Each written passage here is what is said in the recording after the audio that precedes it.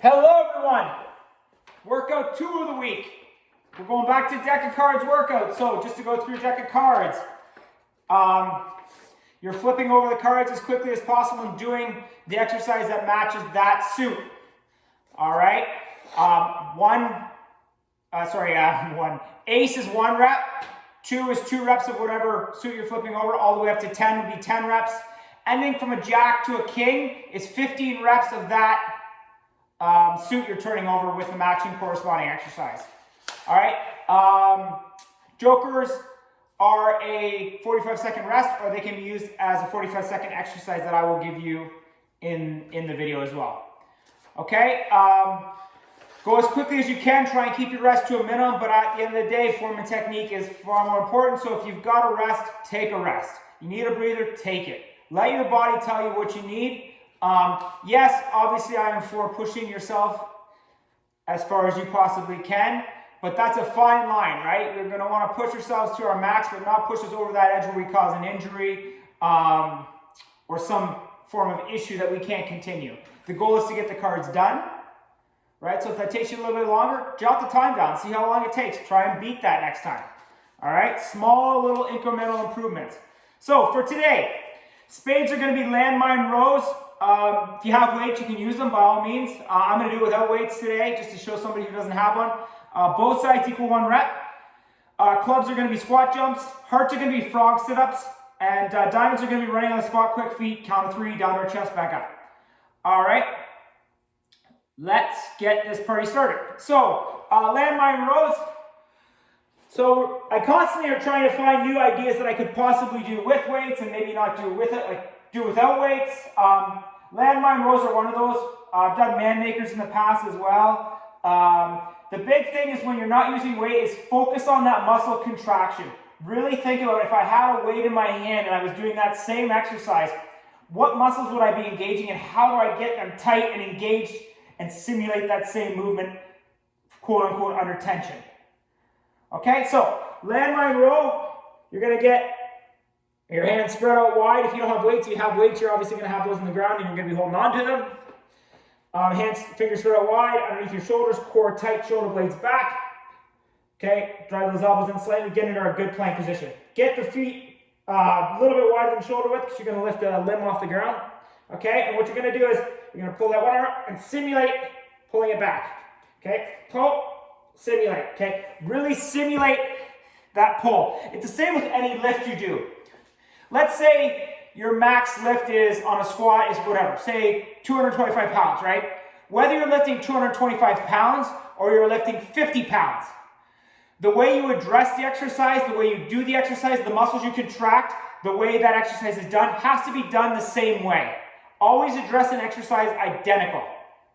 Okay? Use the cues I give you. You can use them for anything, right? Core tight, shoulder blades back. As we said with core tight, you're going to take that big breath out, expand that abdomen, and then it's going to be tight. Like somebody's punching you in the stomach. And what they say is it's like you're breathing behind that first layer that you've created, that solid layer, right? That's where you're going to breathe in and out, but you're going to keep that core tight all the time like somebody's punching you in the stomach. Shoulder blades back. You can hold the tennis ball between your shoulders. So, going back to it. Landmine rows. You're going to get in that position. You're going to do 1, 2, really pull and contract the muscle back, and that's 1 rep. Okay, 1, 2 reps. So both arms equal 1 rep. All right, really focus on that contraction, put that lat back. Okay, that's landmine rows. Next is squat jumps. So that's clubs. So everybody's stance is going to be a little bit different. For myself, it's about shoulder width apart. The big thing you want to do is use the same cues every single time. So I get my feet locked in like I'm on, say like you're on dinner plate, you're going to get them locked right to the ground. Big toe, back heel on both feet. All right? You're going to push those knees out slightly, core tight, shoulder blades back. I put my hands out front, right, to start, and then I drive them back to propel me up from my squat jumps. Okay, when you land, you're going to cushion. Try and land, cushion midfoot, and explode back up. So this is what you're going to see.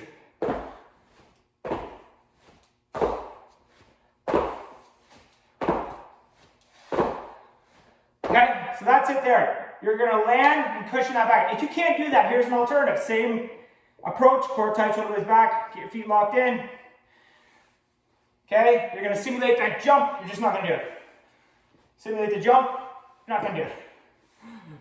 So my heels are leaving the ground as I'm springing off the ground, but I'm not fully leaving, right? And that's gonna be the precursor to your squat jump. And then maybe next week you get a little jump, okay? So there's some alternative there, but that's the squat jump. Frog sit-ups, okay? Your feet are gonna be together, creating something of a triangle between your knees. You're gonna push them together as tight as you can, all right? And then you're gonna go core tight, core tight. You're gonna come up and engage so that core is tight and release. Really push those feet together to engage those muscles. Okay? So obviously, one frog sit-up equals 1 rep. The big thing is you will feel a difference from a standard crunch when those feet are engaged together and really pushing together. Okay? So that's your frog sit-up. Now diamonds. Diamonds, you're just going to run on the spot, quick feet for a count of 3, down to your chest and back up. So this is what it's going to look like. 1, 2, 3, down to your chest, back up. 1, 2, 3, down to your chest, back up. Okay, so 1 rep is quick feet for a count of 3, down to your chest and back up. Okay, so that's diamonds. Now, your joker. Your joker can be a 45-second rest, or it can be this exercise. You're going to run forward, touch, and run backwards, back, and touch. Now, ideally, if you have the space, it's forward 5 and back 5. If you don't, just use your mat. So this is what it's going to look like.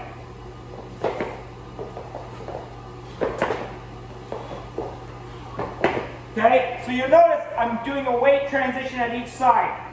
So what you have to do is stay on your toes going forward. Because you get on your heels, you will have no speed and you have no body awareness. Okay?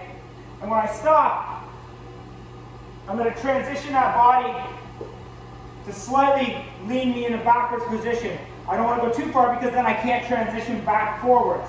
But I'm always on my toes. I never get on my heels because if I get on my heels, see you later. Okay, so try and keep yourself upright. Go, touch, touch. Okay, so get right down and touch. Don't let that body get upset. The reason we do this directional change work is for body awareness, right? I lean too much forward. When I'm running forward, I won't be able to transition backwards quickly, okay? Same thing happens when I'm going backwards. If I'm leaning too far, I can't transition as quick moving forward. Okay, so that's your exercise. You're literally running forwards, touching, running back, touching. So if you only have mat space, that's totally fine. Just utilize that. All right, let's go back through it. Sorry, the heater just kicked on. Spades is landmine rows. Both sides equal 1 rep. Clubs is squat jumps. Hearts is the frog sit-ups. Diamonds is running on the spot for a count of 3 and then down to your chest. And then the joker is running forward, touching and running backwards, touching. Okay, if you have any questions, let me know.